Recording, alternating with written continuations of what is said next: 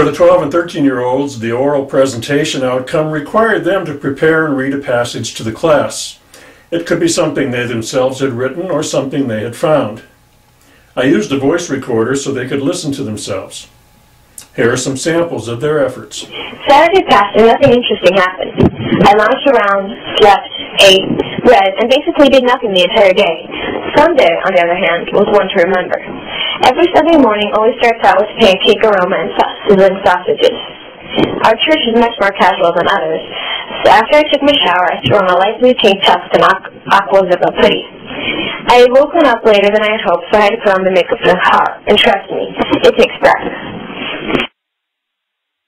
It gave us a great opportunity for me and my family to see different places, be able to go to some of the 7 wonders of the world, and be able to discover exotic things and mysteries around the world instead of staying in Canada. As I have heard of from teachers, when you have these great opportunities, it will be great for college and can help you. What I'm really trying to say is experiences are amazing. So, first of all, what is global warming? It's when the increase in the average temperature of the Earth's near surface air and oceans in recent decades and its projected continuation. What are the causes? Well, nature, the release of methane gas from Arctic tundra and wetlands. Methane is a greenhouse gas. It traps heat in the Earth's atmosphere. Also, the climate change. It lasts for about 40,000 years, but most of it is caused by us, humans. He wrote this crazily titled book called America, which was bought by Orion and published in February 1999. It was a cross between The Godfather and A Night of the Living Dead.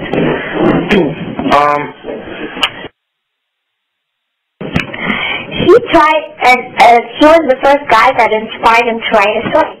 And he took a pen and wrote a story. And he wrote The Mystery of Sasha Valley. That was his first story. Yeah. Based on the memories of his favorite writer, Edgar Allan Poe and Bret Harte. However, my fellow citizens, this is not the real point of the story. The real point, the shameful point, is that many of us are listening to them and some of us almost believe them. I say that it is time for the great American people to raise its voice and cry out in mighty chant what is to be an American. And why it is sort of and why it is that only Americans with the aid of our brave allies, yes, let's call them allies, the British and the German, can and will build the only future worth having. I say to the House, as I said to the ministers who have joined the government, I have nothing to offer but blood, toil, tears, and sweat. We have before us an ordeal of the most grievous kind. We have before us many, many months of struggle and suffering. You ask, what is our policy?